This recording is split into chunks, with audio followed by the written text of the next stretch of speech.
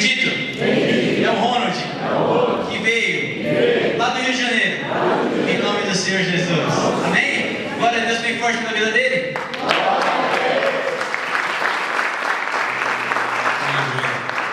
Vamos acertar em nome de Jesus. Agradecer a Deus uma vez mais pelo privilégio de podermos estar aqui. Conta quem estava aqui comigo, levanta a mão aí. Rapaz, olha, bastante gente, que benção. Ontem tivemos o finalzinho, ministramos ontem em Romanos capítulo 11, do versículo 33 ao versículo 36. Falamos ontem sobre a grandeza de Deus, descobrimos ontem que não temos nada. Nosso amigo da bateria, como é que é o nome dele? Douglas. Aí Douglas falou assim para mim, Douglas falou assim: é verdade, a gente não tem nada, né? Nada, não temos nada. E hoje nós vamos continuar, não no Romanos 11:33, mas vamos continuar no outro capítulo, Romanos capítulo 12. Abra sua Bíblia aí.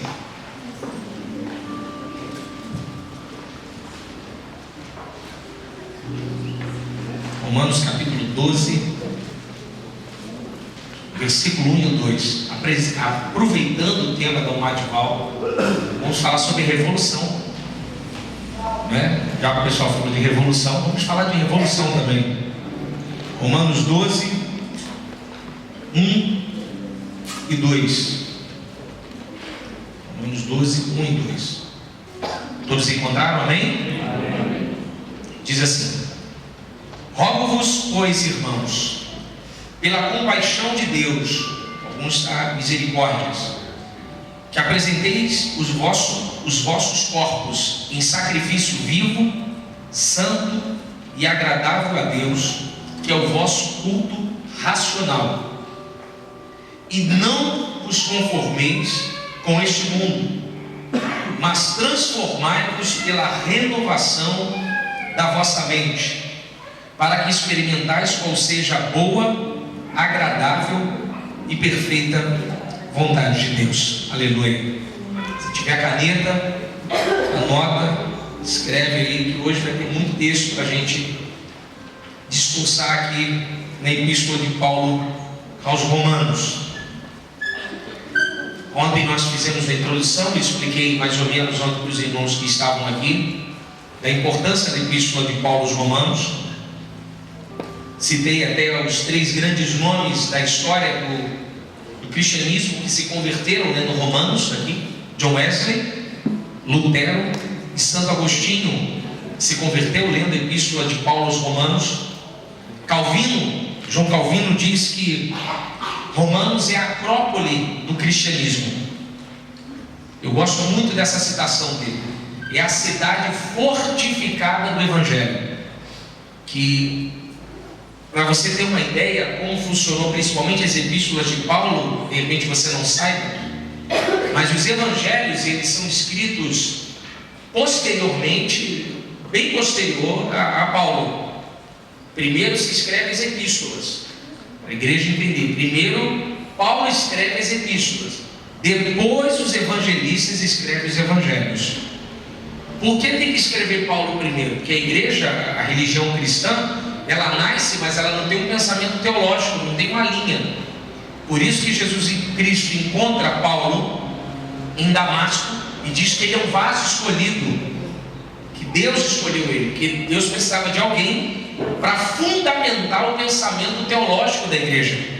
Então primeiro se escreve Paulo, para depois os evangelistas.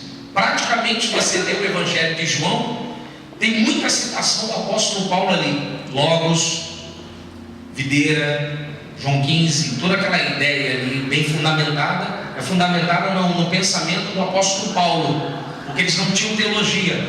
Então, só para você entender uma coisa, irmãos, a igreja, ela nasce, o evangelho nasce, Cristo é o cabeça, mas precisava eu gosto de um termo de um autor, Hendricks, vai dizer que Cristo é o cabeça e Paulo fez o pescoço do corpo, que é o pensamento teológico para a gente poder ter uma ideia. E ontem nós lemos sobre a doxologia.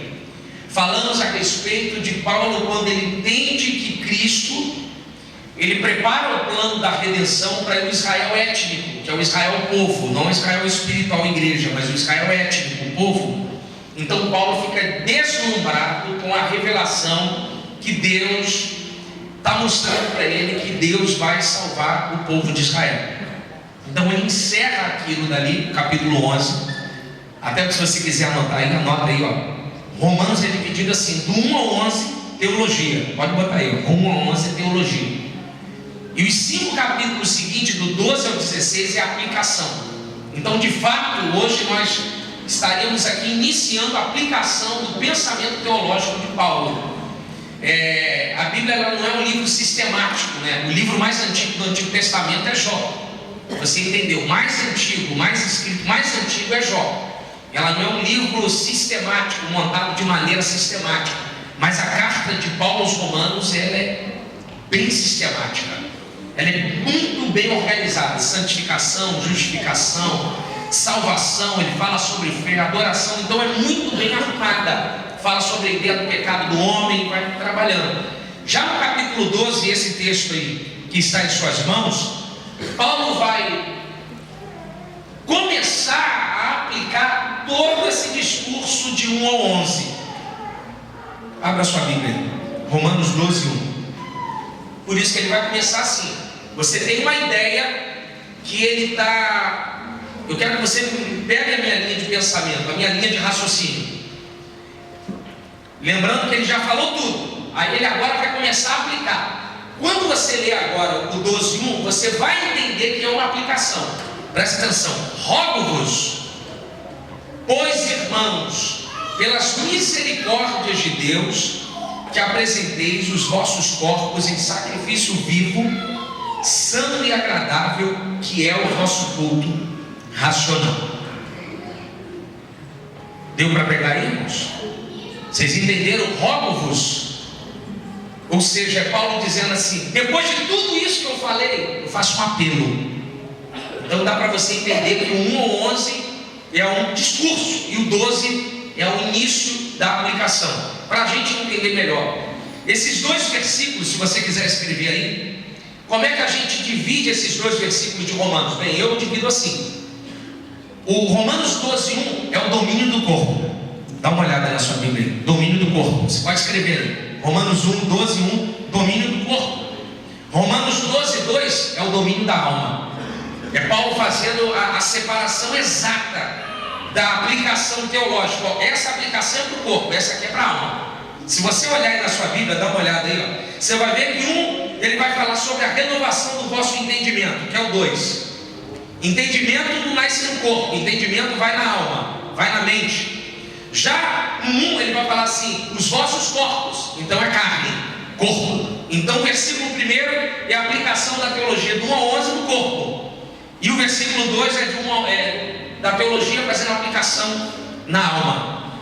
Então Paulo diz o seguinte: rogo-vos, pois, irmãos, pelas misericórdias de Deus, que apresenteis os vossos corpos em sacrifício vivo, santo e agradável a Deus, que é o vosso culto racional. O que Paulo está explicando? Paulo está fazendo um apelo. Rogar. Esse termo rogar a gente lembra muito do catolicismo romano, de rogar uma prece, a ideia de implorar, um apelo. Paulo está fazendo um apelo aos irmãos de Roma, a toda a igreja de Roma, para que eles levem tão a sério a ideia do Cristo, da santificação, da justificação, da cruz, como ele tem levado. Mesmo à distância, nessa epístola, nessa carta, Paulo está implorando para que eles possam compreender como essa obra é importante. Ele faz um apelo, dizendo assim: olha, eu quero que vocês compreendam que toda essa obra magnífica que foi feita por nós, ela deve ser levada a sério. Ou seja, ele traz uma ideia para a gente, como igreja aqui nessa noite, trazendo um apelo para nós aqui em Vila Alzira, dizendo o seguinte: leve a sua vida cristã de maneira séria. Não brinque com a sua vida cristã. Não brinque com a sua santidade. Não brinque com o sangue do Cordeiro. Não brinque com o Espírito Santo. Não brinque com a unidade da igreja. Não dê brecha para que essa estrutura magnífica que foi montada lá no céu, planejada, como diz Gálatas 4:4, esperando a plenitude dos tempos, para que você viva uma vida sem levar a coisa a séria. Irmãos, vida cristã é uma vida séria. Então Paulo faz um apelo, pelo amor de Deus, um português mais simples. Tudo isso que Cristo fez foi por você. Ele lhe deu uma oportunidade de você ter vida. Ele lhe deu uma oportunidade de ter esperança. Que a gente no mundo, a gente não tem esperança. Nós não temos esperança no mundo. No mundo nós temos medo da morte. Qualquer coisa que acontece com a gente, rapaz, eu vou morrer, eu vou para onde? Mas aí Cristo te resgata. Você já tem um novo endereço, vida eterna. Então a morte, ela pode até de certo fato assim, te dar um medinho, mas ela não te consome de medo, porque você sabe que a ressurreição vai chegar. Você sabe que o estado da glorificação é algo que vai acontecer na sua vida. Então Paulo está rogando para nós, e assim eu rogo por vocês. Meus irmãos, eu compartilho essa ideia do apóstolo Paulo com a igreja. Nós precisamos levar, pastor Denis, a nossa vida cristã mais a séria. Isso aqui é algo santo, irmãos. É algo divino. A unidade é algo prazeroso. Não permita que agentes internos possam infiltrar e quebrar os relacionamentos da igreja. Não permita que as línguas possam destruir isso aqui que foi feito lá na cruz do Calvário. Toda vez que você vê alguma coisa se levantando no seio da igreja, rogue a Deus e a pessoa diga assim: eu lhe imploro, tenha respeito com a casa do Pai. Isso é rogar, isso é um apelo. Paulo está dizendo assim: eu preciso que vocês mantenham a vida santa diariamente. Eu sei que é difícil. O pastor Denis deu uma ideia aqui interessante de ler o Provérbios 1 por dia. Isso é importante. Isso é uma forma de rogar. Eu preciso que vocês leiam a palavra. Você imagina como é que não era difícil para eles, o pessoal de Roma, levar essa vida cristã? Como é que não era difícil? Eles não tinham isso aqui, ó. Isso que você tem na mão. Um cano bíblico fechado, a Bíblia fechada. Não tinha. Eles não tinham essa estrutura aqui boa, esse banco de madeira acolchoado que você está sentado, essa lâmpada acesa, não é verdade? Bebedouro, banheiro, tudo arrumadinho, tudo bonito, tudo limpinho, na verdade gostoso, ar-condicionado, porque ninguém gosta de color e ficar suando, todo mundo gosta de cultuar sequinho, não é verdade? Estacionamento. Isso é misericórdia de Deus, irmãos. Eles não tinham nada disso. Eles tinham uma perseguição ferrenha, como eu disse ontem, era 3 perseguições: Tibério, o imperador Cláudio e Nero em 64. Tinha um Estado em cima deles. A religião não era oficial, ainda não tinha acontecido o edito de Constantino em 313, que promulgou toda a religião cristã como a religião oficial do Império Romano. Não tinha acontecido nada disso. Existe até um livro, acho que é da CPAD, esse livro é antigo, pastor Camilo, Catacumbas de Roma. Esse livro é muito antigo, as Catacumbas de Roma, que tinha o culto, pastor Edilson, né? Nas catacumbas, por causa da perseguição. Ou seja, Paulo faz um apelo para uma igreja perseguida, sem conforto, sem estrutura, e fala de maneira pesada. Nós temos conforto, estrutura, temos Bíblia, temos louvor, temos liberdade, e levamos a nossa vida cristã de maneira para lá, e queremos bênção. Eu me coloco aqui nessa noite, nesse altar, e peço a você: rogo-vos, leve a tua vida cristã de maneira sadia.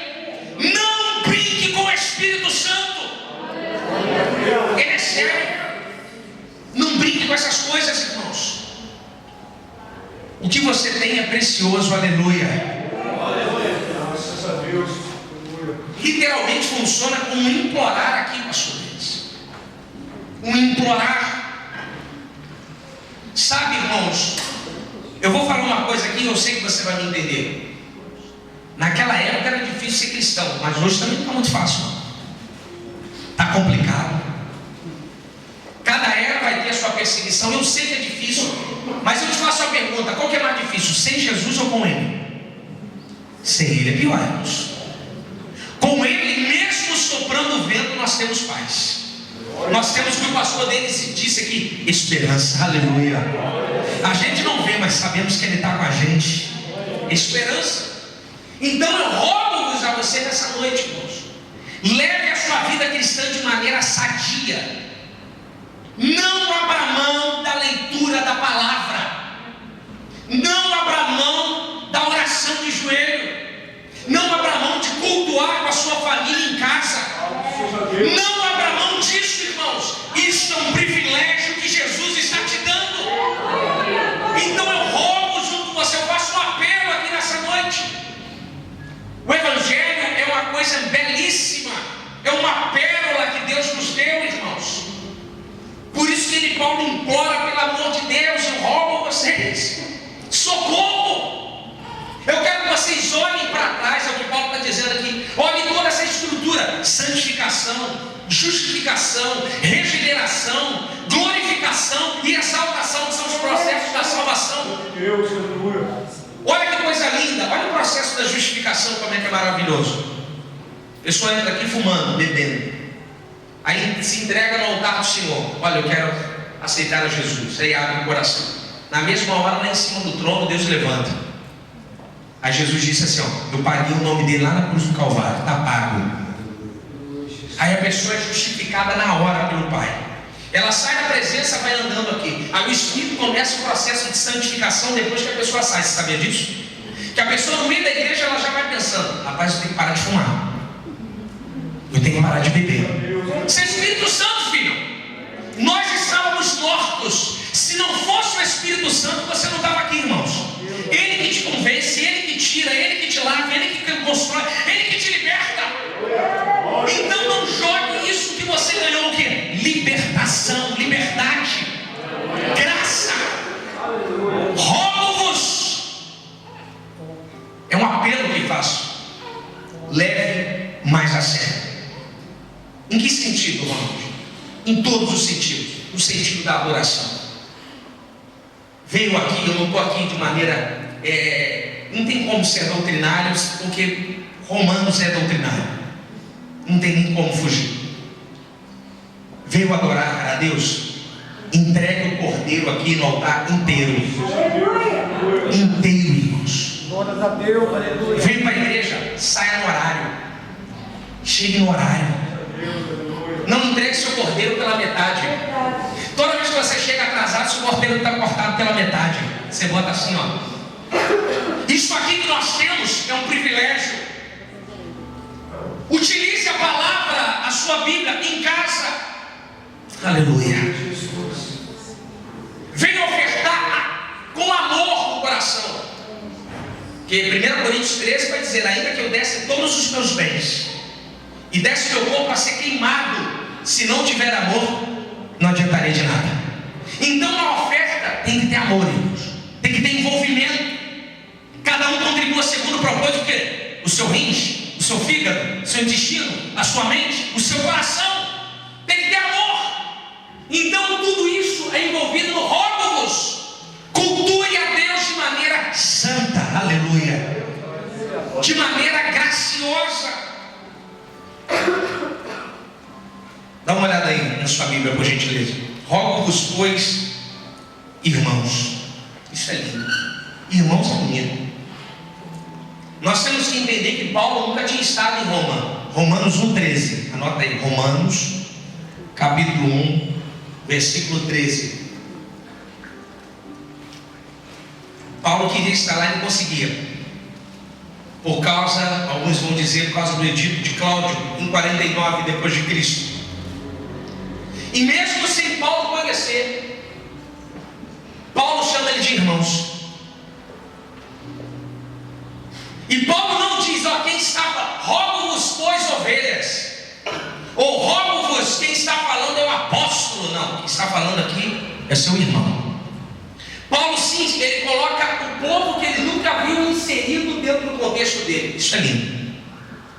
Ou seja, Paulo diz assim: o mesmo sangue que te lavou, me lavou. A mesma unção que está na sua vida está na minha. O mesmo Espírito que está na sua vida também está na minha. Rogo-vos, pois, irmãos. Aleluia.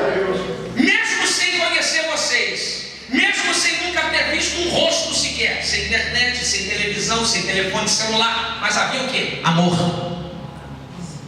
Havia um sentimento que envolvia, que Paulo enxergava eles de maneira igual, porque irmãos é enxergar de maneira igual, criado na mesma casa, comendo a mesma comida, passando o mesmo vento. Eu digo irmão, eu tenho irmão, então eu sei como é que é. Passa o mesmo vento, chora as mesmas lutas, né? Sonha os mesmos sonhos. Paulo coloca assim: vocês são os meus irmãos. Esse sentido de unidade na igreja é maravilhoso. Eu quero lembrar que o termo, eu estou aqui lutando, pregando, querendo lembrar de um termo que Franz Schaeffer vai dizer a respeito disso, fator sociológico. Ele diz, Franz Schaeffer, o seguinte: que a pessoa que nunca entrou na igreja, quando ela entra a primeira vez, ela vê os irmãos se abraçando, mesmo se ela sim tenha ouvido a voz de Deus, ela entrou aqui, mas ela vê as pessoas se abraçando, se confraternizando, ele sente que ali tem algo que lá fora não tem. Aí Franz Schaeffer vai chamar isso de fator sociológico. Ele diz que a unidade é capaz de ganhar vidas. Rapaz, é bonito demais. A unidade é capaz de ganhar vidas. Olha que coisa linda. Olha que coisa linda. Isso é fator sociológico que Franz Schaeffer vai dizer. Leva a mão, não, irmãos. Tem igrejas que a gente entra e que é só Jesus. Aí, pastor. Rapaz, você bota o pé lá, você já vê que o negócio está feio. Tem a turma do A, tem a turma do B, turma dos facções, né? Parece até os morros do Rio de Janeiro, tudo dividido em facção, né? Karachnikov, tudo dividido assim, ó. Não anda com força. Se você comer pizza com ele, não come mais com a gente. Irmãos, a unidade é capaz de ganhar vidas. Aleluia, Jesus.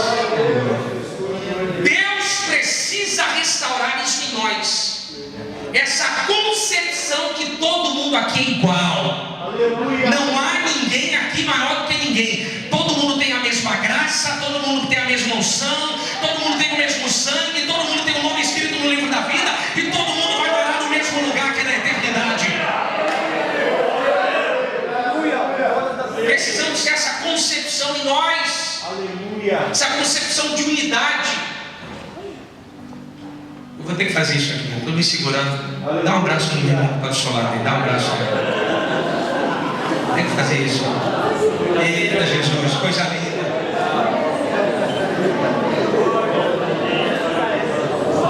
Aleluia.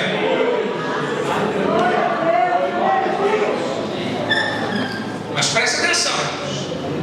Paulo, ele está falando de irmãos, mas nem por isso ele deixa de chamar a atenção. Porque o irmão que é mais experiente, ele sempre vai ver o irmão mais novo. Olha, ele precisa de ajuda. Então Paulo está rogando aos irmãos. Então você tem que entender que se o irmão chamar a atenção pela Bíblia de maneira ética, você tem que, como irmão, acatar. Aí não tem glória a Deus, né? Estava tão bom a gente se abraçando aqui. Mas temos que entender: irmãos chamam a atenção do outro. Você está errado, você não pode fazer isso. Irmãos têm a rusga, mas nem por isso vai deixar de se falarem, de comerem o mesmo prato, de estarem debaixo do mesmo teto. Meu irmão é mais novo, ele tem as rusgas lá comigo. A gente discute pelas coisas, mas nem por isso eu deixo de amá-lo. Eu chamo a atenção dele porque eu amo. Eu quero o melhor para ele. Meu irmão, se alguém aqui da liderança do louvor, da liderança dos conjuntos, ou que estiver aqui dentro das células de administração, o que for, se alguém chegar e te puxar para um lugar, filho, aceite a teu irmão mais velho. Aceite.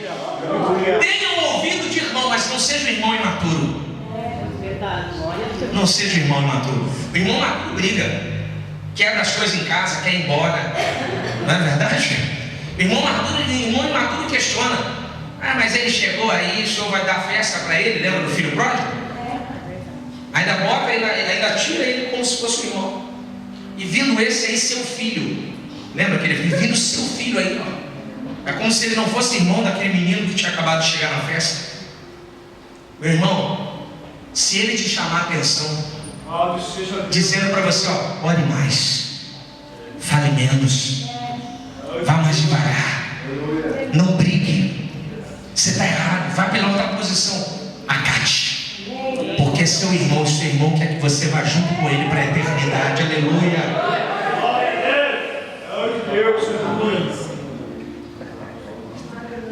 Quem me dera que toda a igreja tivesse menos juízes e mais irmãos.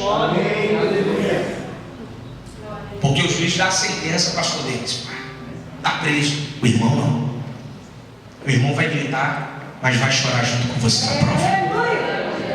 Ele vai te segurar na mão e vai te puxar para longe do buraco. Porque o irmão, ele compartilha o que é com você? Sangue. Qual é o sangue que nós compartilhamos? Oh, aleluia. Qual é o sangue que você compartilha? Não é sangue de bode, é o sangue do Cordeiro de Israel. Aleluia. Há um envolvimento maior do que o envolvimento genético, é um envolvimento espiritual. Há um envolvimento muito mais profundo, é um envolvimento na alma. E nós precisamos enxergar isso quando olha com Paulo. A compreensão de unidade mesmo à distância. Porque Paulo não está em Roma. Ele chama de irmão, passou o caminho distante. Distantes irmãos. Mas você vê a preocupação de Paulo com a igreja de Roma, que ele também não fundou. Que ele já chegou, já tinha igreja lá. Ó, tem igreja de Roma. Ele sabia que tinha igreja de Roma.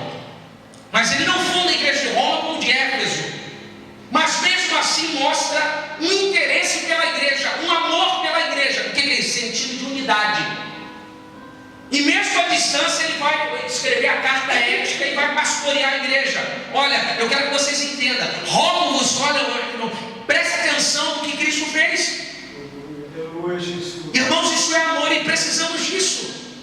Quando você vê o seu irmão indo para uma direção que não é a direção de Cristo, em nome de Jesus, tenha autoridade e puxe ele para fora, mas não deixe ele cair no buraco. Porque Cristo vai sempre perguntar aos irmãos. Está na Bíblia isso. Está na Bíblia. O que Deus falou para Caim? Caim, cadê seu irmão? Você acha que Deus não sabia? Aleluia. Cadê seu irmão? Por acaso eu o guardador do meu irmão? É. Você é o guardador do seu irmão. Isso aqui é um corpo. Isso aqui funciona em juntas e ligamentos. Na igreja não pode ter vista grossa. Você tem que olhar para o lado. Rapaz, o meu irmão está sofrendo. Meu irmão, se você está vendo ele sofrendo, mete a mão nele e ora com ele. Aleluia. Diga para ele: rapaz, você é importante, você está aqui. Se você está aqui dentro dessa igreja que é grande, tem muitos membros, glória a Deus, mas você de repente senta com aquela pessoa e está vendo ela uns 3 domingos sem ir, não espera o pastor ligar, passa a mão no telefone e liga para ele, vai na secretaria. Qual é o telefone de fulano? Aonde que fulano está? Eu quero saber onde ele está. Se de repente ele está precisando, pega o seu carro, sai do seu trajeto, vai na casa dele. Olha, eu vim aqui hoje te buscar para nós irmos para a igreja, porque as portas do inferno não prevalecerão contra a igreja do Senhor. Isso é sentimento de unidade, meu irmão, de graça. Mas também faz as coisas boas, faz churrasco, chama ele.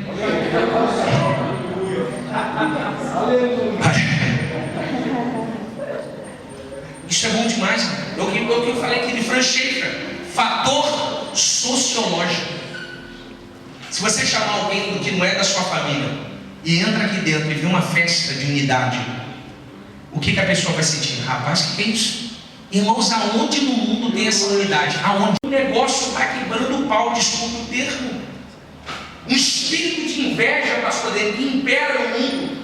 Todo mundo querendo de todo mundo. Aí a gente vem aqui na igreja, na ceia. troca o cálice. Num boteco, se trocar o copo, está arriscado de levar uma boa noite Cinderela. Mas aqui a gente pode, porque partilhamos do mesmo sangue, do mesmo poder e da mesma graça. Nós trocamos o cálice, sem preocupação se vai ter boa noite Cinderela ou não. Sabe o que é isso? Porque você confia no irmão do lado. Você não foi lá dentro perguntar ao pastor como é que é o processo de fazer o suco de uva. Você não ficou vigiando o irmão para ver se ele botou uma pílula dentro do cálice. Não, você toma. Por quê? Você confia. Isso só Deus pode fazer. No mundo nós não temos isso. Não temos essa noção de compartilhamento. Mas aqui nós temos. Não vamos deixar que Satanás destrua isso. Nós vamos levantar um altar de unidade e graça aqui dentro, para que o fogo de Deus continue sendo derramado sobre essa igreja, para que Satanás não divida esse corpo de maneira nenhuma. Aleluia. Glória a Deus. Continuando. Rogo-vos, irmãos, pelas misericórdias. Misericórdias. John Stott vai dizer que não há motivação melhor para uma vida santificada do que as misericórdias de Deus. Dá uma olhada na sua Bíblia. No mesmo texto. Misericórdias. Se eu fosse você, eu riscava. Está no plural. Está no plural, irmãos. Olha aí. Não está no plural aí? Peraí, mas quantas misericórdias tem? Olha a pegadinha. Quantas misericórdias Deus tem? Uma ou um monte? Uma só. Por que Paulo fala misericórdias? Porque ela vem todos os dias. Aleluia. Repetidamente. Ele te deu uma ontem, mas ele te deu outra hoje. E amanhã vai te dar mais uma. Aleluia. É algo, aleluia, Jesus, coisa linda. É algo infinito. É aquilo que nos acompanha. Não é uma misericórdia só, missionária Tânia, é todos os dias. Porque se fosse só uma, hoje a gente viveria como? Com medo de cair. Mas mesmo que você caísse hoje e caísse ontem, não tem importância, porque amanhã você teria mais uma. Aleluia! É a causa de nós não sermos o quê? Consumidos. Como eu disse ontem aqui, quando Cristo morre na cruz, Ele vai pagar a Deus a dívida do homem. Muita gente pensa que Ele vai pagar o diabo. Nós não estávamos devendo ao diabo, nós estávamos com dívida com Deus. Porque nós nos rebelamos contra Deus no Éden. E a ira de Deus que precisava ser aplacada. Então Cristo comprou a nossa guerra e disse: eu assumo a luta dele daqui em diante, e eu vou tirar o meu irmão fora dessa. Então a ira de Deus é aplacada. Jesus vai e paga a nossa conta. Daqui por diante, o que é? Misericórdia. Ela que nos sustenta, ela que nos dá vida. Aleluia. Sabe, ela que nos coloca de pé. Sabe, é aquela ideia da misericórdia, é a ideia da pena. Acho que não tem melhor de você olhar uma pessoa caída no chão, abatida, quebrada, humilhada, destruída, ferida, e de Deus olhar lá, a pessoa, sabe, sem condição nenhuma de se levantar. Aí Ele se levanta do trono e fala assim: eu levanto você. Isso é misericórdia, irmãos. A misericórdia dele conta em tudo. Conta na hora da adoração. Em Isaías 40 ele diz que nem todo o Líbano basta a ele como holocausto. Todo o Líbano basta a ele como holocausto. Aí eu te pergunto, fazendo uma perguntinha aqui para pegar vocês: como é que Ele aceita a sua adoração? Se nós somos seres pecadores, o que nós temos para dar a Ele que Ele não tem? Você vai dar presente para alguém, a primeira pergunta que você faça: o que Ele não tem? Deus é dono de tudo. Se você não adorar, não tem importância. As pedras clamam. Ronald, eu não quero mais adorar a Deus. Não tem importância. Salmo 19:1. Os céus proclamam a sua glória. Tá aí, irmãos. Por que Ele aceita a sua adoração aqui? Misericórdia. Oh, aleluia. É um privilégio para você você está aqui hoje adorando o nome dele. Porque ele tem anjos do céu para o adorar noite, dia e noite pela eternidade inteira. E mesmo assim ele permite na sua glória, abre um lugar da sua glória e diz: eu permito que você, mesmo pecador, quebrado, destruído, humilhado, venha à minha presença e me bendiga o meu santo nome. Misericórdia. Oh, aleluia. É um privilégio, irmãos, ser misericórdia que nos sustenta. É a misericórdia quando você não consegue orar. É a misericórdia quando você cai. É a misericórdia quando você não tem força para vir à igreja. É a misericórdia quando você não tem força para ler a palavra. Tudo isso é misericórdia. É o que sustentou ontem, é o que te sustenta hoje, é o que te vai sustentar amanhã, depois da manhã, até o final do ano. Oh, aleluia, aleluia, aleluia, Jesus. Aleluia. E como tem gente que só está de pé pela misericórdia, que se fosse por ele, já estava longe daqui a muito tempo.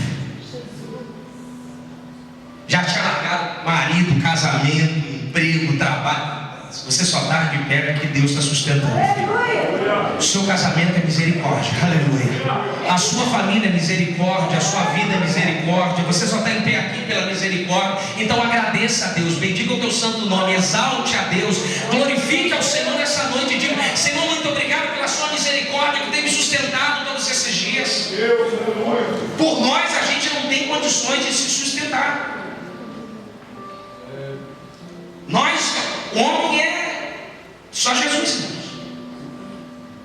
Nós somos seres oscilantes. Hoje eu estava à tarde conversando com uns amigos pelo telefone.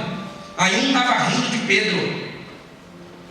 Pedro, cortou a orelha lá do mal, do escravo, do sacerdote. Poxa, andou com Jesus, que não sei o que. Foi falando assim.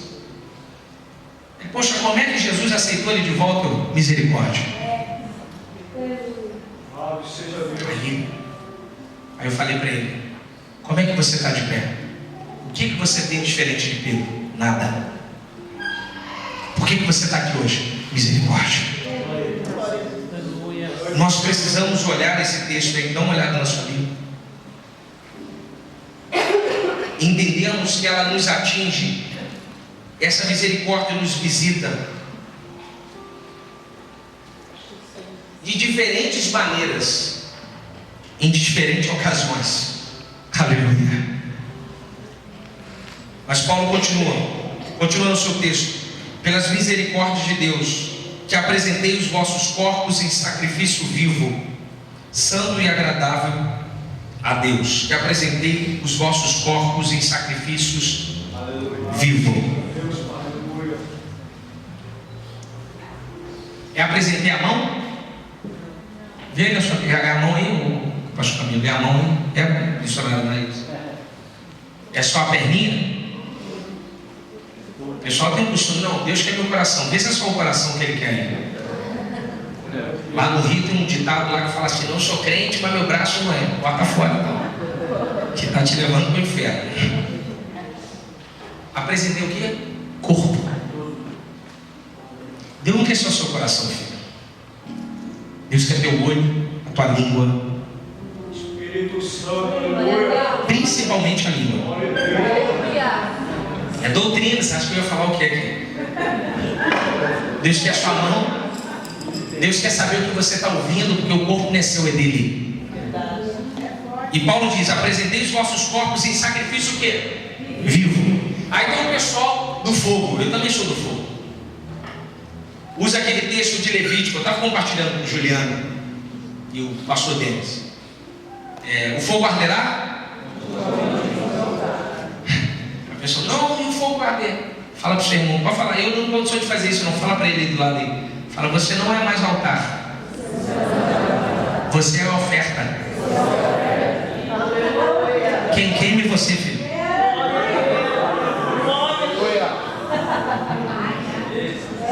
É você que pega fogo. O altar está sempre aceso, mas quem vai para o fogo é você, filho. Se tiver impureza, vai ficar, mas se tiver ouro, vai ser purificado em nome de Jesus. No Antigo Testamento era altar, mas Mas nós agora no novo somos a oferta. E se olharmos pela... Olha, rapaz, estreita demais. Porque se olhar pela ótica de Paulo, que apresentei nós como um sacrifício vivo, porque o cordeiro tinha que ser morto.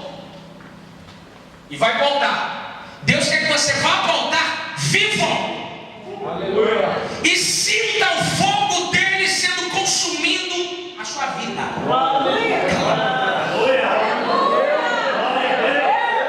Porque morto não sente o calor do Espírito Santo, mas vivo é visitado por ele.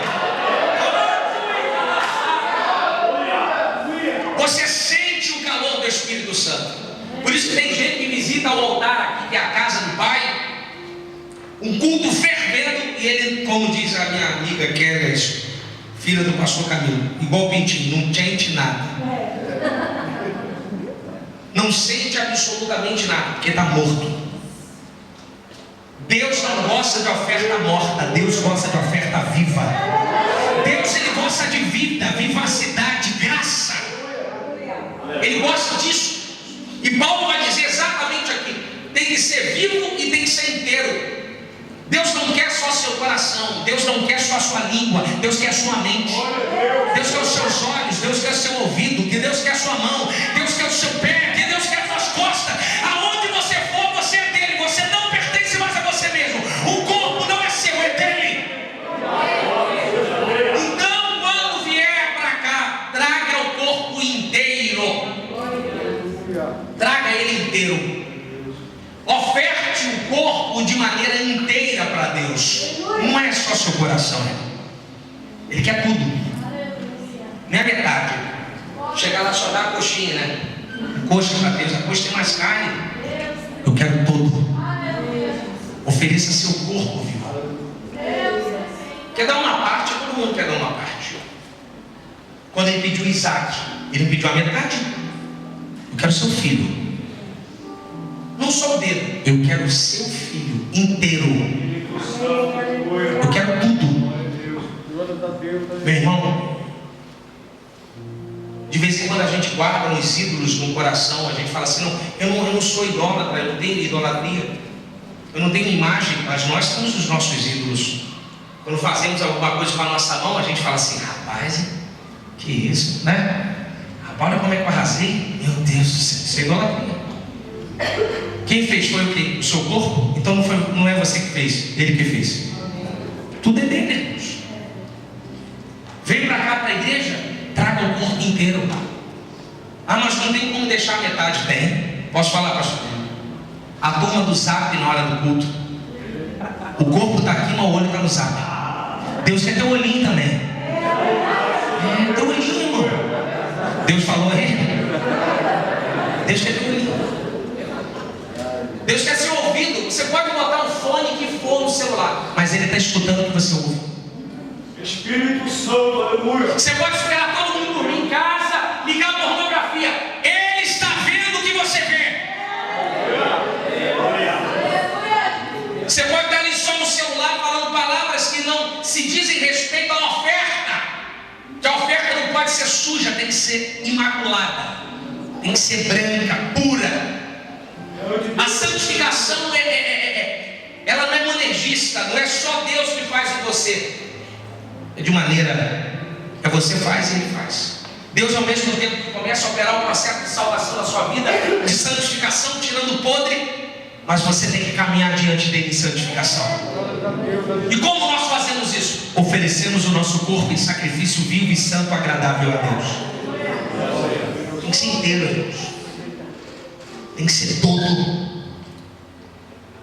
Tudo que você vê, tudo que você ouve, tudo que você fala, cada coisa que está aí, como você se veste, você não é mais seu, você é dele.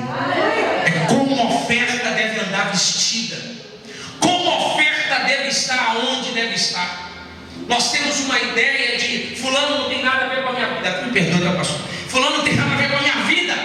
Tem, irmãos, você é oferta. Para onde você vai, Deus está dizendo: ali está a minha oferta, ó. Aí Satanás: é assim que a tua oferta está, dessa maneira suja. Mas graças a Deus que hoje tem o fogo de Deus aqui sobre essa altar, e a impureza vai ser queimada. Levanta em nome de Jesus. Aleluia. Continuando. Que é o vosso culto racional. Abra sua Bíblia aí. 2 Pedro capítulo 3, versículo 14.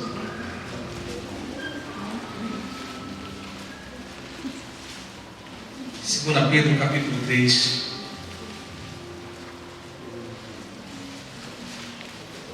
versículo 14.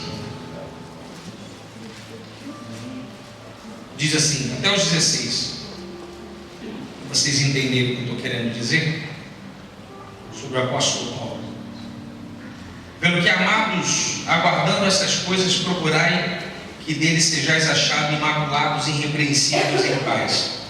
E tende por salvação a longanimidade de nosso Senhor, como também nosso amado irmão Paulo vos escreveu, segundo a sabedoria que lhe foi lhe dada.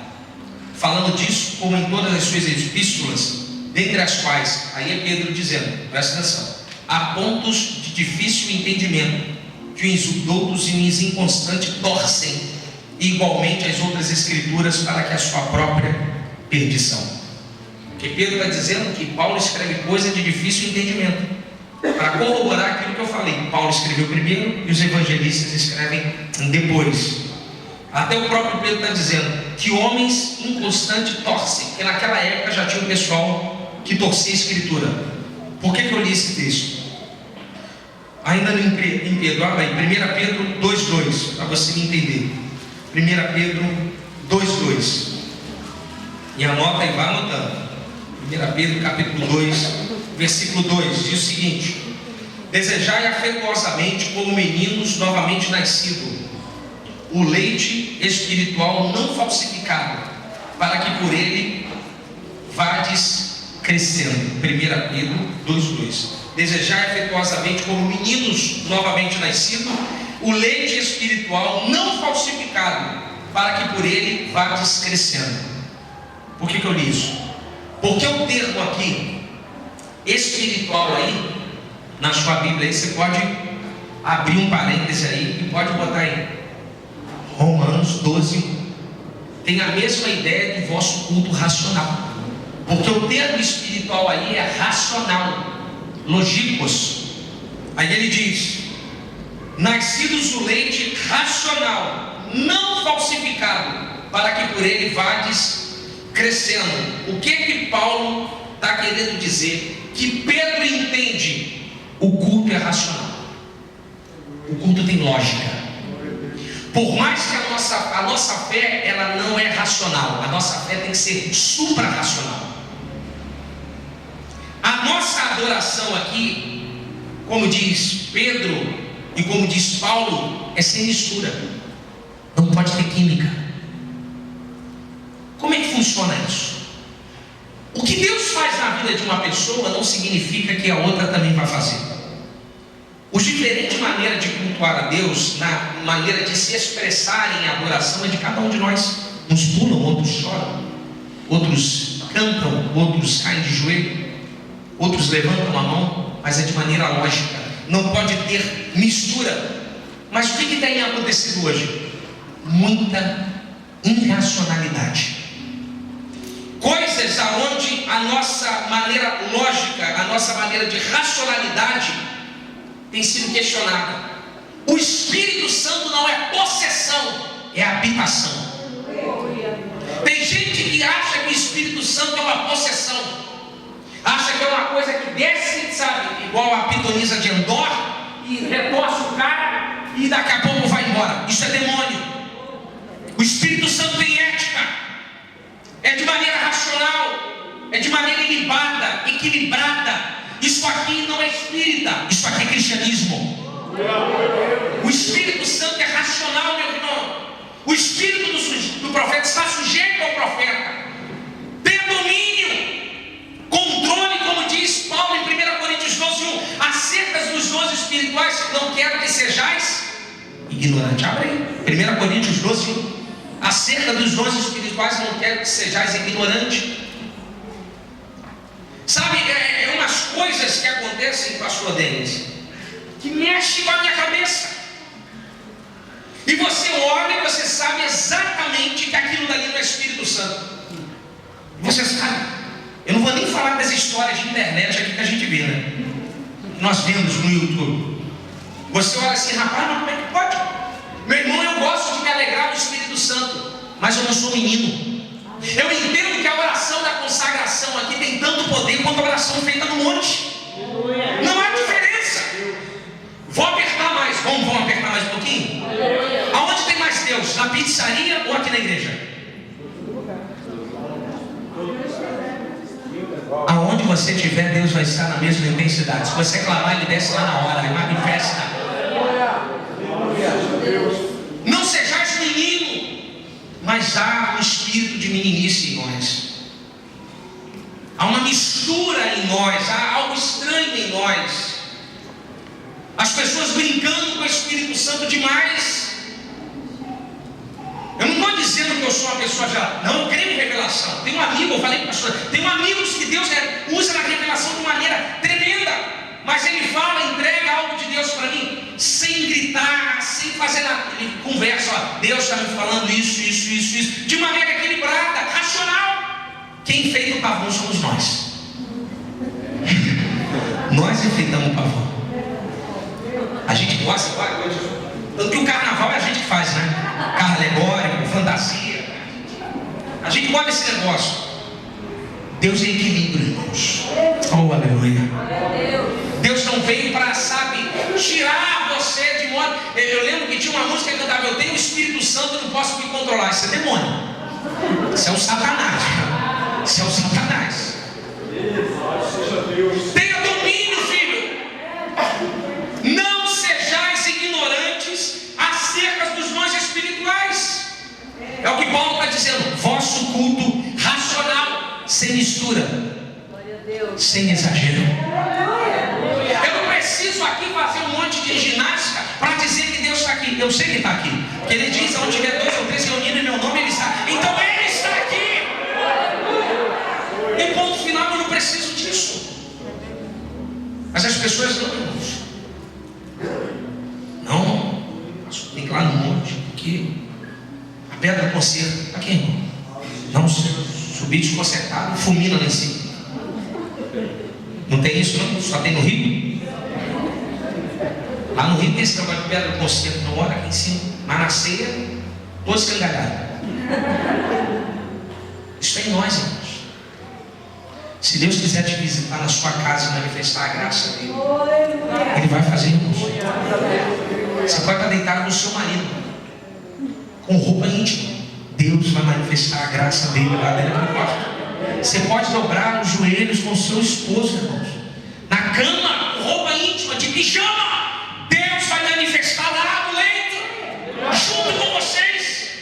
Não sejais meninos acerca dos dons espirituais. Por que eu estou falando isso? Eu estou vendo um monte de gente sendo enganada. Mas Robert tem milagre. Ah, rapaz. Aí tem uma citação do meu amigo Lutero: qualquer ensinamento que não se enquadre nas Escrituras Sagradas deve ser rejeitado, mesmo que esse faça chover milagres todos os dias sobre a igreja.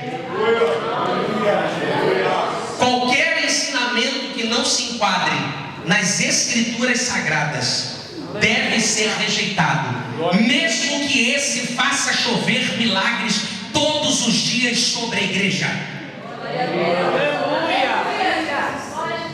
Se você quiser fazer um acordo igual a Lutero, também você faz. Sempre tem outro. Fiz um acordo com Deus. Não quero que Deus me mande anjo, nem sonhos, nem visões. Estou satisfeito com o dom das Escrituras Sagradas, que me falam tanto sobre esta vida quanto aquela que há de vir. Se quiser fazer um acordo com Ele, você faz com Deus. Não sejais meninos. Mas o que eu tenho visto? Eu vejo casamento acabar por causa de revelação. Gente se frustrar em ministério por causa de revelação. Não, Deus disse que ela tem ministério, aí se frustra. Não, Deus mandou eu fechar, vender meu carro, aí vende, fica a pé, bota a culpa em Deus. Deus não faz loucura. Deus é racional. Ó,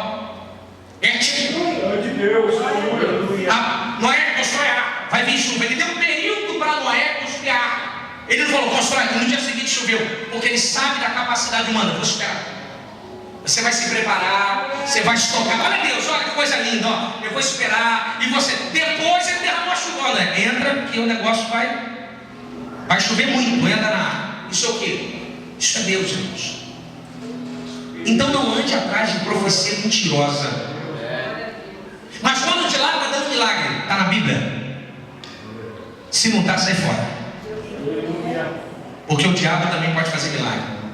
Você tem que lembrar que Faraó tinha os feiticeiros lá e transformou os pedaços de pau lá em cobra. Vocês esqueceram disso? Ah, mas a cobra é de Moisés que não é outro. Mas eles também transformaram lá o pau lá em cobra. Racional, irmãos. Aleluia. Eu não estou dando um balde de água fria aqui para você entrar e não adorar. Mas adore de maneira racional, irmãos. Oh, aleluia. Oh, aleluia. Quer glorificar, glorifique. Quer exaltar, exalte a Deus. Aleluia. Mas nós temos que parar, irmãos. Nós temos que parar, sabe, Juliano, dando imaturidade que temos visto. Pessoas deixando a igreja. Não, mas fulano disse para mim que meu tempo acabou. Mas foi fulano que falou, não foi Deus. Porque se Deus quiser falar alguma coisa, Ele vai falar com você ou através da palavra. Glória a Deus. Ah, mas Ele não pode usar. Não pode sim. Mas experimente pedir a voz direta de Deus sobre você, irmãos. Presta essa palavra. Você também tem que ter maturidade. Porque a alma fala, a mente fala, a carne fala e o coração fala. E Deus fala. Você tem que saber quem está falando. Quem está falando aí? Na verdade, quem está falando? Mas as pessoas não tomam iniciativa em nome de uma espiritualidade imatura. Tomam iniciativa em cima de profecias que não diz nada a ver com a palavra. A irracionalidade, irmãos. Sabe? E destroem relacionamentos, família, história na igreja. Destrói literalmente. Paulo está querendo dizer o seguinte aqui, olha, é sem exagero. É de maneira inteligível, de maneira ética. Deus não vai fazer cometer loucura, porque quando Deus faz, Ele sustenta, em graça. Eu estava conversando com os amigos lá no Rio e eu estava falando para eles sobre Deus começou a me usar de maneira diferenciada quando eu entendi a diferença entre sucesso e chamado. Como assim? Eu falei que sucesso é humano, chamada é divino. Deus, Ele quando te chama, Ele não fala que vai te dar teu sucesso. Ele te chama. Ele diz que você vai ficar famoso. Ele diz, olha, eu quero te usar. E ponto final. Para uns Ele vai colocar para 100 pessoas. Para outros 40. Para outros 20. Para outros 10 mil. Se Deus te chamou para ficar com 20, faça com graça e com honra. Mas glorifique a Deus.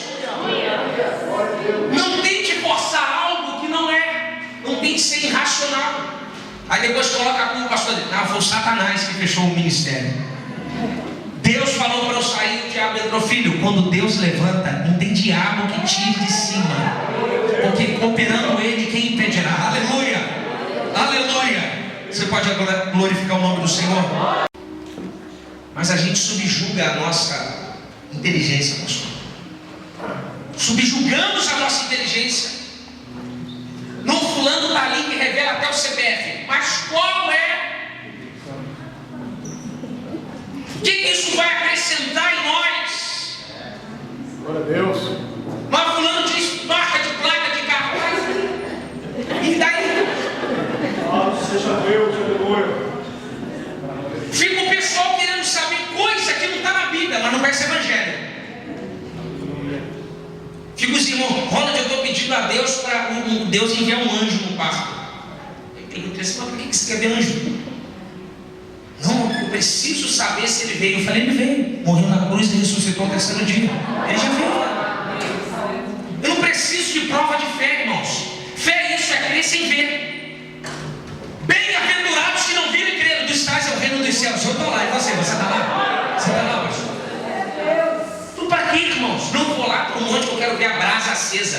Faz churrasco.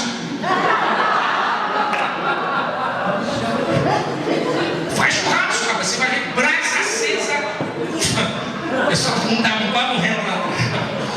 Você vai ver brasa acesa com força. Para que o que isso vai acrescentar na sua fé? Você quer sentir Deus? Dobre o seu período de oração. Aleluia. Entra aqui com o coração aberto. Você vai botar o pé lá e já vai sentir o fogo de Deus te consumindo. Entra aqui e vem ofertar com graça, falando em língua estranha, dizendo assim: Deus é um privilégio de ofertar. Entra aqui, ouça a palavra, abra o peito. Você vai ver Deus aí, sabe, sendo literalmente se movendo em você. Oh, aleluia, aleluia, aleluia. Como eu estou sentindo aqui, falando da palavra dele para a igreja.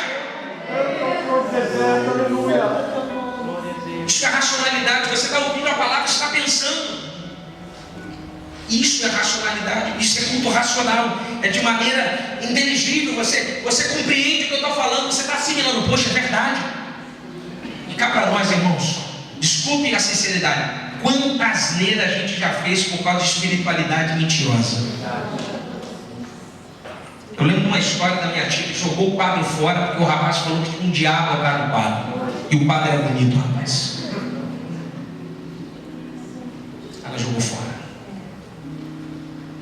E deu um problema danado. O que tinha dado era o marido dela. Sabe como é que é o nome disso? Imaturidade. Acerca dos dons espirituais, não quero, irmãos, que sejais ignorantes. Tem gente que muda até de cor de carro, rapaz. Vocês estão rindo? É sério? Oh, não vai morar aí não, porque antigamente moravam um negócio aí. Aonde pisar as plantas dos seus pés, Deus está junto com você. É chorar e clamar. Levantar o altar de adoração na sua casa. Ponto final. Se fosse isso, Deus não visitava as catacumbas de Roma, que tinha morto em tudo quanto é lugar, mas era a igreja. E Deus não falava lá na igreja, né?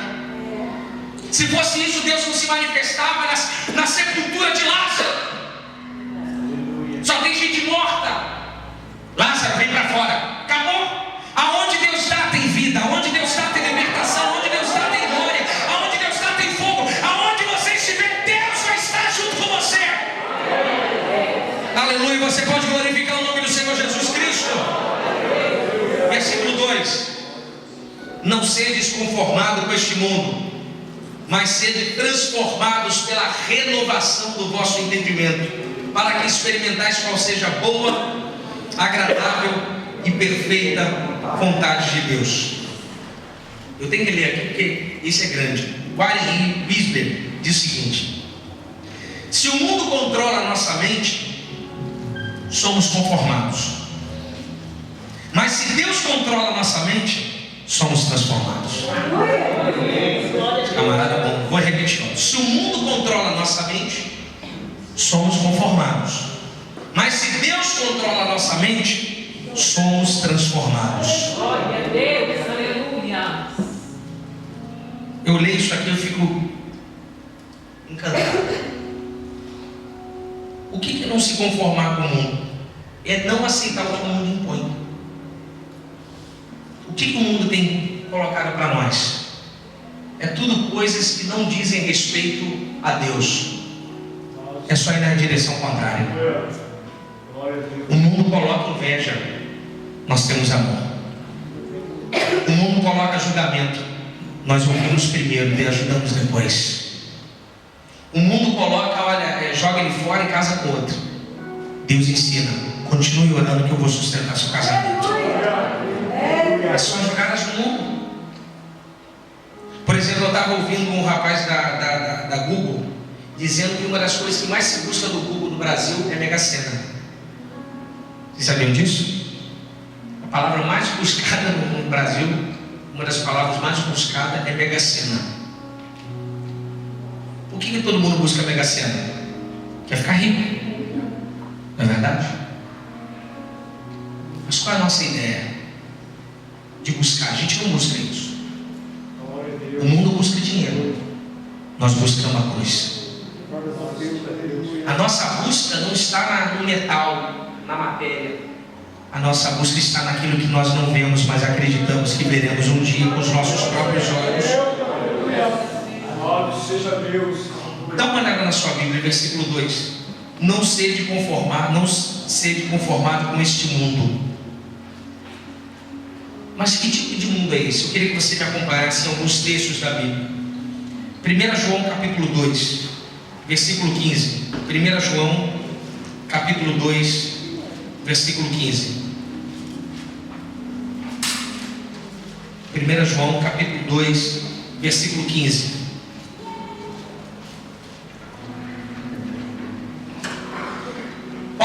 Paulo, eu vou tentar explicar para você que mundo é esse. Primeira citação é que esse mundo não pode ser amado. Escreve aí do seu lado: esse mundo não pode ser amado. E diz o seguinte, 1 João 2,15: não ameis o mundo, nem o que no mundo há. Se alguém ama o mundo, o amor do Pai não está nele. Porque tudo que há no mundo, a concupiscência da carne, a concupiscência dos olhos e a soberba da vida, não é do Pai, mas do mundo. O mundo passa e a sua concupiscência, mas aquele que faz a vontade de Deus, esse permanece para sempre. Aleluia. Ou seja, esse mundo que Paulo está dizendo não pode ser amado. Não ameis o mundo. Isso é João dizendo, mas é o que Paulo está querendo dizer. Esse mundo nós não devemos amar. Outro texto, João capítulo 5, versículo 4. João 5, 4.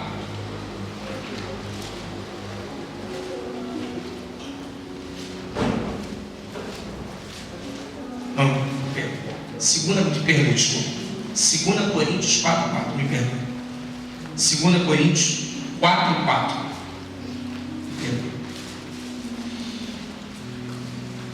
Segunda epístola do apóstolo Paulo aos Coríntios, capítulo 4, versículo 4. Diz o seguinte, esse texto vamos ler o versículo 3 para a gente pegar o 3 e 4. Mas se ainda o nosso evangelho está encoberto, para os que se perdem, está encoberto, nos quais o Deus desse século cegou os entendimentos dos incrédulos, para que não lhe resplandeça a luz do evangelho da glória de Cristo, que é a imagem de Deus. Ou seja, esse mundo tem um dono. Quem é o dono? É o diabo. Mas esse mundo que Paulo vai dizendo que não pode ser amado, como João disse, esse mundo dele, que Paulo vai dizer, é o que João vai falar, não pode ser amado. Esse mundo, pastor dele, sem um dono, é o Satanás. E ele cega o entendimento dos homens. E esse mundo, ele tem uma ação. Abra sua Bíblia, Epístola de Paulo aos Efésios, capítulo 2. Epístola de Paulo aos Efésios, capítulo 2, versículo 1. Paulo aos Efésios, capítulo 2, versículo 1.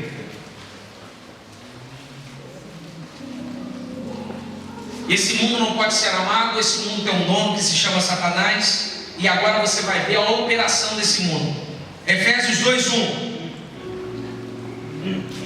E nos vivificou, estando vós mortos em ofensas de pecados, em que noutro tempo andaste segundo o curso deste mundo, segundo o príncipe da potestade do ar, do Espírito que agora, segura aí, ele não disse que é ontem, que agora, nesse exato momento, enquanto nós estamos aqui, opera nos filhos da desobediência, entre os quais todos nós também antes andávamos nos desejos da nossa carne, fazendo a vontade da carne e dos pensamentos. Éramos por natureza filho da ira, como os outros também.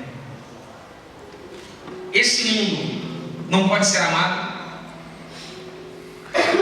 Esse mundo tem um dono. E esse mundo opera agora. Está operando agora nos filhos da desobediência. Quando Paulo diz, não sede conformados com este mundo, o que ele está querendo dizer para nós? Não ame esse mundo. Não ame esse sistema. Não faça parte dessa chacota. Não seja guiado por este Deus que opera agora nos filhos da desobediência. Ou seja, tudo que nós estamos vendo lá fora é uma operação do príncipe da potestade do ar. O negócio é sério. O negócio é sério. Então a nossa briga não é contra a carne nem contra o sangue, mas é contra os principados e potestades. Então o negócio é sério, irmãos. Se nós formos, Deus tirou essa venda de 2 Coríntios 4:4 e nós enxergamos o Evangelho, tem gente lá fora com essa venda no rosto.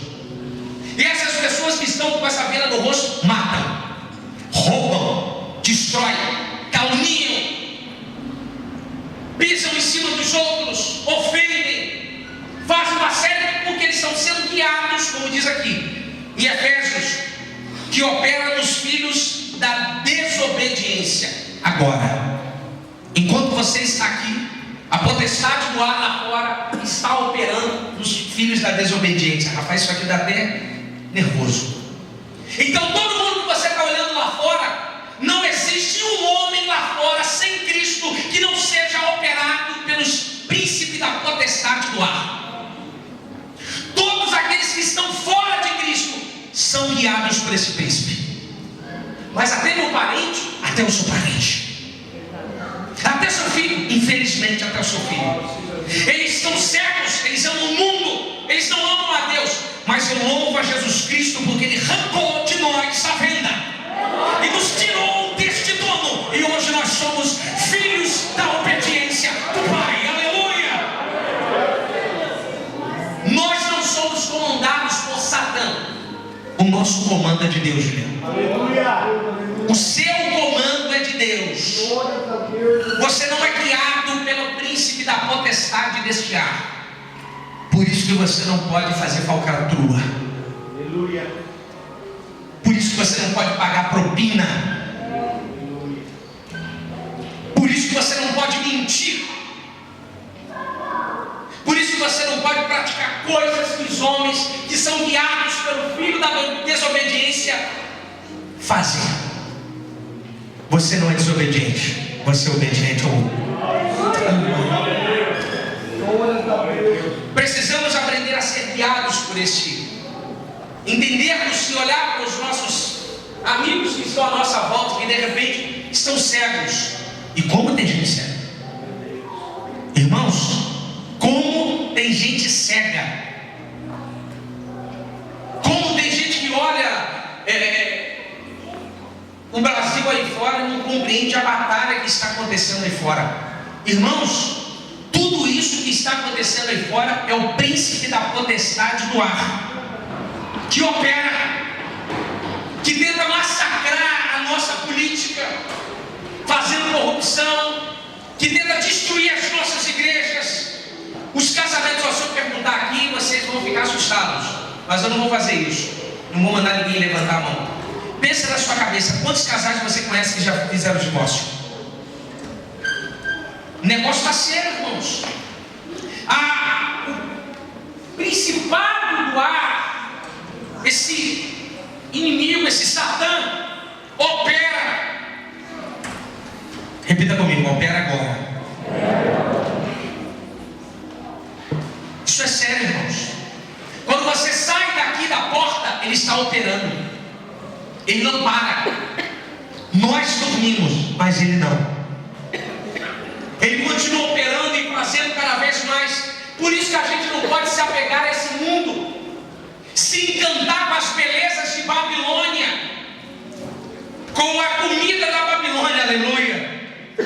Se encantamos com a sua opulência, com o seu poderio, você não pertence a esse mundo, você pertence àquele mundo, aleluia. E Paulo vai dizer: não sedes conformados com esse mundo, mas sedes transformados pela renovação do vosso entendimento. Eu gosto muito desse termo transformação aqui, que é metamorfose. Por que eu falei que eu ia falar sobre revolução? Por que revolução? Ser inconformado é uma coisa, ser transformado é outra. Tem muita gente que é a geração dos inconformados, mas não quer ser transformados. Inconformado é muito fácil, a gente fica em casa inconformado, poxa vida, não sei o quê. Mas Deus não quer que você fique sentado, Deus quer que você seja transformado pela sua inconformidade. Em miúdos, assim, explicando de maneira mais profunda. Filipenses 2,7, abre aí. Último texto, Filipenses 2,7. Aleluia. Fala igual meu amigo lá, tem glória a Deus aí.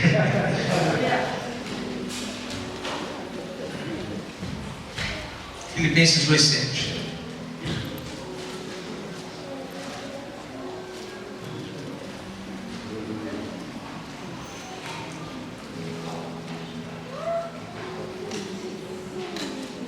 Mas aniquilou-se a si mesmo, tomando a forma de servo, fazendo-se figura em homens.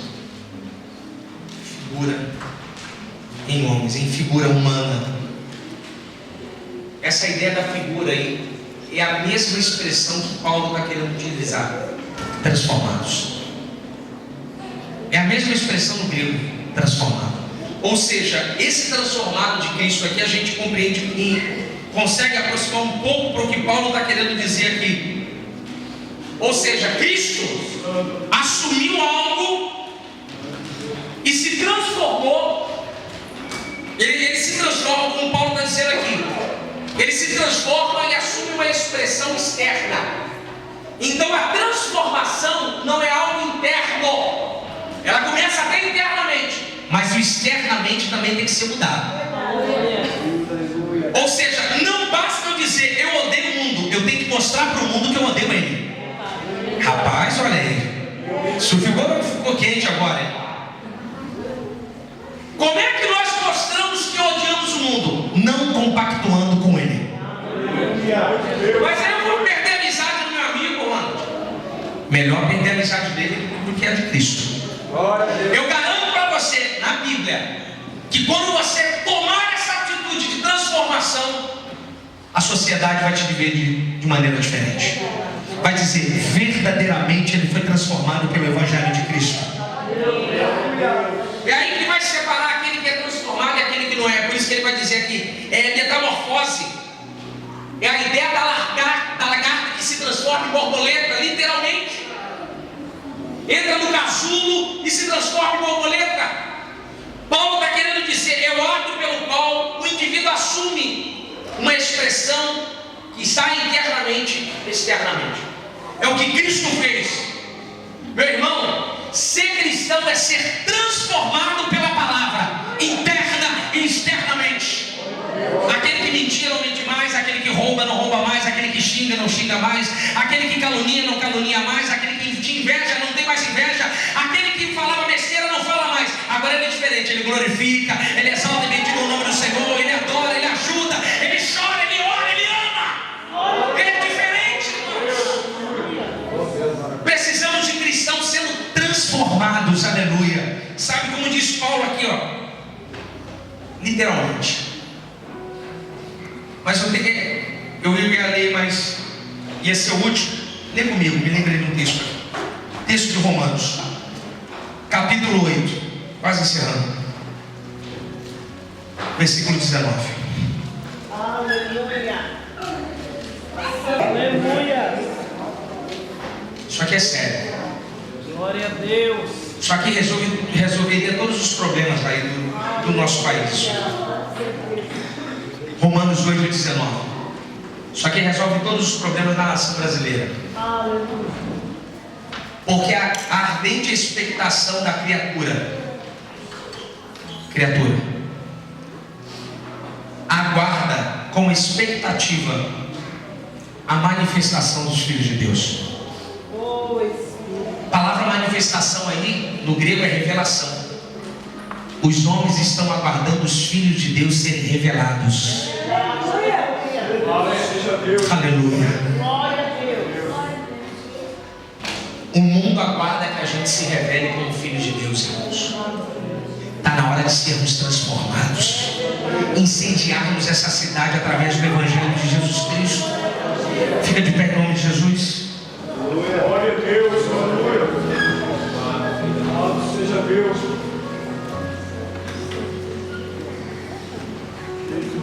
É como diz 2 Coríntios 3, tínhamos o véu sobre os nossos rostos e as pessoas não viam a glória de Deus sobre a nossa vida, mas o véu foi retirado, aleluia, e com o rosto descoberto refletimos a glória do Senhor, aleluia. Oh, aleluia, Jesus. Isso é palavra, irmãos. Isso é evangelho. Isso é cultuar a Deus de maneira racional, para que experimentais qual seja a boa, perfeita e agradável vontade de Deus. É Paulo dizendo: você quer experimentar qual seja a boa, perfeita e vontade de Deus? Seja transformado. Seja transformado. Quando você for transformado, a vontade de Deus vai ser boa, perfeita e agradável sobre a sua vida. Enquanto você não for transformado, você não vai sentir. Aleluia. Entenda que sabe, quando você for embora hoje, vai embora não com a cabeça de altar, mas vai embora com a cabeça de oferta. Oh, aleluia. Oh, aleluia. Glória a Deus. Precisamos ter isso em mente. Precisamos prestar atenção nisso, irmãos. Você é um ser racional, você é um ser pensante. Aleluia. E Deus quer te transformar. Eu queria, em nome de Jesus, orar com você. Orar com você para que Deus venha transformar a sua vida agora de maneira plena.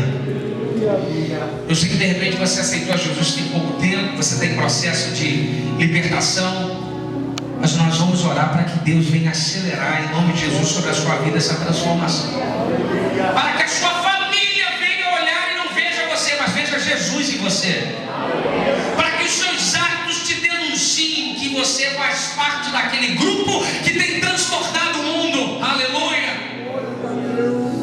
Que venhamos ser transformados pelo Evangelho do Senhor. Que não venhamos mais andar em volta de qualquer vento de doutrina. Que aonde aparece uma novidade a gente corre e vai para lá. Aonde aparece um negócio a gente vai para lá. Jesus está lá, corre você não. Jesus não está lá, Jesus não está lá. Jesus está aqui, ó, está do meu lado. Oh, aleluia. Oh, aleluia. A pessoa que entende isso, ela se permanece aqui, porque é isso que alimenta. É isso que te mantém de pé. Isso aqui, ó, Evangelho. Palavra da cruz é o que te mantém de pé. Que você entende que a sua espiritualidade não é menino, não é imaturo. Repito a palavra que falei ontem. Quando a igreja do Brasil ela se manifestar como filho de Deus, o louvor muda. As nossas músicas, pastor deles, vai mudar. O nosso conceito de adoração vai mudar. Aleluia. J.C. Ryle diz uma coisa interessante. Ele diz o seguinte: se você ficasse pelo menos 10 segundos diante da glória de Deus, a sua maneira de adorar mudaria. Porque você entenderia que a glória de Deus é muito grande para aquilo que nós fazemos, é muito maior do que você imagina. É muito mais profundo. Se a igreja do Brasil fosse transformada, a política dessa nação cairia de joelhos. Aleluia. Oh, aleluia. Se a igreja de Santo André, o peso fosse transformado, assalto acabaria aqui, as prisões ficariam vazias, não teria mais desviado, não teria mais drogado, não teria mais problema de divórcio, tudo seria mudado, essa cidade seria invadida pelo Espírito Santo e Deus se faria presente de maneira nítida em cada esquina dessa cidade. Deus precisa que você se manifeste, aleluia. Ele quer tirar de cima de você essa venda. Sabe o que é que você tire? Não Deus, Ele quer que você tire isso de você. Se você se permita ser transformado pelo Espírito Santo. Ele não quer só seu coração, Ele quer seu corpo. Oh, aleluia. Feche seus olhos em nome de Jesus. Isso é uma oração muito séria. Vamos orar. Vamos orar e pedir a Deus que Ele venha nos transformar. Venha nos dar uma espiritualidade madura. uma espiritualidade ímpar. Aleluia. Para que Deus venha tirar de nós toda a meninice, tudo aquilo que sabe nos faz titubear pelo caminho, que Ele venha nos dar fome e sede pela sua palavra, que a gente venha, sabe, acordar de manhã e veja a primeira coisa, ligar o computador e ver Facebook. Não, a primeira coisa vai ser abrir a sua palavra para ouvir a sua voz de manhã. Que Deus venha nos dar fome e sede pela sua palavra, calabadarachúria. Que a gente venha andar no ônibus chorando e, sabe, sentindo a glória de Deus sobre nós, porque estamos entendendo que estamos sendo transformados pela sua palavra. Que nós